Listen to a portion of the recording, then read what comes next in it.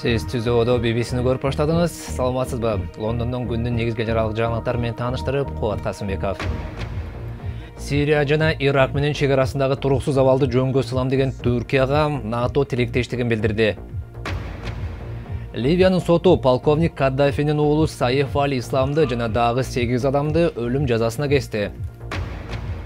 Ирандын автомобиль өнөр жайы өзгөрүүгө камданып, батыш инвесторлор болсо бизнес мүмкүнчүлүктөрүн караштыра баштады. НАТОнун баш катчысы Йенс Столтенберг бул аскердик биримдик өнөктөшү Түркияга тилектеш экенин билдирди. Түркия өткөн аптада өздөрүн ислам мамлекети деп атаган топко жана күрд жикчилдерине каршы аба чабуулдарын баштаган.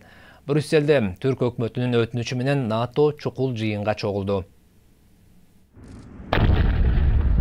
Өздөрүн ислам мамлекети деп атаган топко каршы кармашка буга чейин катышпай келген Түркия эми бул экстремисттик уюмду бутага алууда. Бирок Түркия учактары Күрд жумушчу партиясы же ПККга каршы дагы абадан сокку баштады. ПКК экстремисттик ислам мамлекети тобу менен күрөшүп келген. Батыш өлкөлөрү эки уюмдун айырмасы бар дегени менен Түркия экөө тең террористтик уюм деген пикирде. Бул террористтик уюм экстремисттик ислам мамлекети менен күрөшүп жатат. Демек алар жакшы деп айтса болбойт. Алардын баарын бирдей караш керек. Алар террористтер, баарын жок кылыш керек. Түркия аймактагы абалдан кооптонуп, НАТОнун мүчөлөрүн чукул жыйынга чакырды. НАТОнун чогулушунан кийин уюмдун башчысы Түркиянын кадамдарын толук колдойбуз деп билдирди. Түрк бийлигинин ПККга каршы позициясы Түркияда нааразылык акцияларына түрткү болуп, тополоң менен коштолууда. ПКК бутага алынса, Ирак жана Сириядагы күрттөрдүн өздөрүн ислам мамлекети деп атаган топко каршы күрөшүү да алсырайт деп айтылып жатат. АКШ Түркиянын аскердик базасын колдонууга уруксат алган. Эми эки өлкө Сириянын чыгышынан экстремисттик топту сүрүп чыгып, коопсуз зона түзүү боюнча сүйлөшүүлөрдү жүргүзүп жатат. Бирок бул аракеттерге НАТО катышпай турганын маалымдады. Ал тапта Триполинин соту Ливиянын бийликтен кулатылган лидери полковник Каддафинин уулу Саиф Аль-Исламды өлүм жазасына кести. Аны менен кошо дагы 8 адам 4 жыл мурда Каддафинин бийлигине каршы чыккан демонстранттарды жок кылууга байланыштуу согуш кылмыштарын жасады деп табылды. Видеодо көрүнгөн Саиф Аль-Исламды козголоңчул топтор өткөрүп берүүдөн баш тартып, ал Зинтан шаарында кармалып турулат. Азыр Ливияда эки атандаш өкмөт түзүлүп, карапайым калк тынч жашоого кайта албай бара. Полковник Каддафи бийликтен 4 жыл мурун кулатылган. Андан бери өлкө согуштун азабын чекти. Айрым тургундар Каддафинин артка келишин каалашат. Ливияда чет өлкөлүк элчиликтер жабык, мейманканалар жана аэропорт талкаланган. Мурун агылып келген туристтер азыр жок. Бир нече ай мурун экстремисттик топ соода борборунда жаштар бири-бирине жолугуп жатат деп борборду жардырып салган. Триполи шаарындагы оорукана бейтаптын жүрөгүнө операция жасай албайбыз деп бул кишини аргасыз үйүнө кетирүүдө. Ал тез жардам кызматына $1,500 төлөп, коңшу Туниске жолго чыкты. 3 жыл мурун бул ооруканада 1,500 мед жардамчы иштеген. Алардын көбү чет өлкөлүк адистер болчу. Азыр 250 эле кызматкер калды. Өлкөдөгү абал негизинен саясий партиялардын араздашуусунан курчуду. Учурда Ливияда эки өкмөт бар жана тараптардын салгылашуусу өлкөнү толугу менен талкалады. Саясатчыларды отуруп сүйлөшкүлө деп чакырмакмын. Келечекте эмне болот, ошону ойлонуш керек. Антпесе жакын арада өлкөбүздөн айрылабыз. Саясий күчтөрдүн араздашуусун өздөрүн ислам мамлекети деп атаган топ да колдонууда.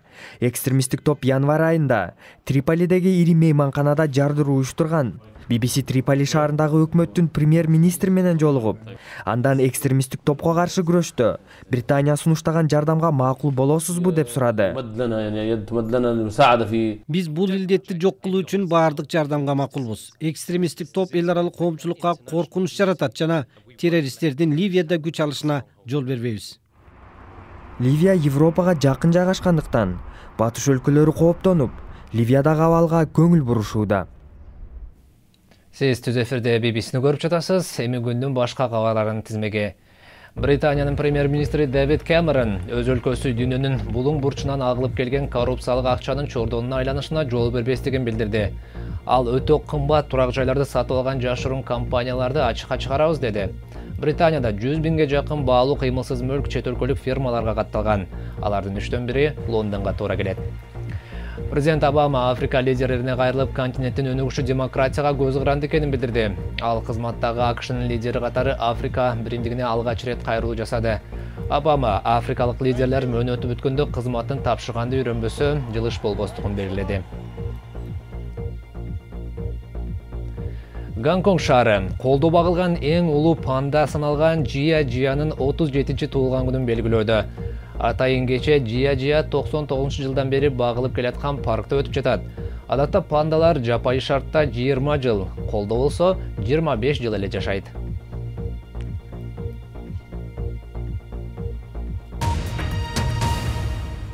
АКШнын Конгресси Тегерандын өзөктүк программасы боюнча келишимди жактырса, Иранга карата санкциялар аларын кабарлаган элек. Андай болсо, Иранда кандай бизнес ачсам экен деп батыштагы инвесторлор ой жооруп турганчак. Кызыгуу жараткандардын бири машина куруу тармак экен. Көчөдө унаа көп болгону менен Тегеранда машинага жетүү сейрек көрүнүш. АКШда 1000 кишинин 800-ü, Германияда болсо калктын жарымы унаа айдайт. Иранда болсо 1000 кишинин 200-ü гана машиналуу. Андыктан унаа компаниялары бул жакта өнүгүүнүн жышанын байкашууда. Унаа компаниялары үчүн Иранда бардык мүмкүнчүлүктөр бар. Калктын арасында колунда барлар көп. Алар сапаттуу унааларга кызыгышат. Андыктан Батыш Европадагы унаа чыгаруучулар бул жактан пайда таба алышат. Бирок Иран 70% салык аркылуу импорттолгон унааларды рыноктон оолак кармаганга аракеттенип келет. Иранда ийгиликтүү иш жүргүзгөн Peugeot жана Renault компаниялары жабдыктарды гана жөнөтүп, аларды мамлекеттик компания курап чыкчу. Бирок санкциялардан токтоп калган иш кайра жандануу алдында. Кезинде Peugeot Иранда 450 000 унаа чыгарган. Андыктан рынокко кайра кирүүгө ылайыктуу. Унааларын жакшы саткандардын арасында Kia компаниясы да бар болчу. Иран бардык унаа чыгаруучуларды эле кучак жайып тосуп ала койбойт. Чет өлкөлүк валюта резерви төмөн болгондуктан салыктар мурдагыдай жогору бойдон калат.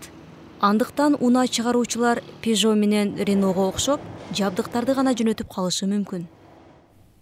Эми Ирандын унааларынан спорт жаңылыктарына келсек, Орус президенти Владимир Путин ФИФАнын башчысы Зепп Блаттер лидерлик ишмердиги үчүн Нобель сыйлыгына татыктуу деп билдирди. 2018 жылы футбол чемпионатын өткөрө турган Орусиянын лидери Блаттер коррупциялык иштерге аралашты деген айын кепке ишенбей турганын айтты. АКШ менен Швейцарияда ФИФАдагы коррупция боюнча иликтөө башталган эле. Челси футбол клубунун мурдагы чабуулчусу Дидье Дрогба канадалык Монреал Импакт клубу менен келишимге кол койду. 37 жаштагы футболчу Челси менен 381 оюн ойноп, 4 премьер-лига титулун уткандан кийин клубтан кеткен. Ал Кот-д'Ивуардын тарыхтагы эң атактуу оюнчусу деп сыпатталып келет.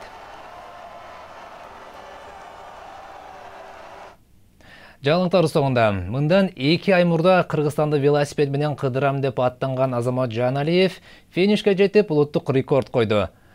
Ал 60 күндүн ичинде Кыргызстандын бардык дубанын кыдырып, жалпысынан 4260 чакырым жолду басып өткөн экен.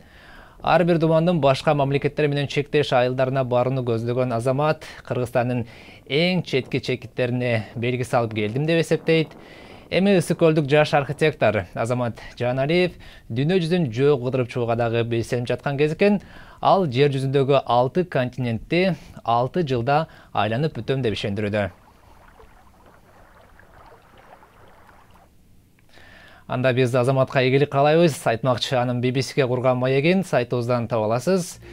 Дарегибиз bbc-kyrgyz.com сайтыбыздан жаңылыктарды окуп, радиобузду дагы уга аласыз. Дүйнөдөгү соңку жаңылыктар менен тааныштырган Кубат Касымбеков. Аман туруңуздар.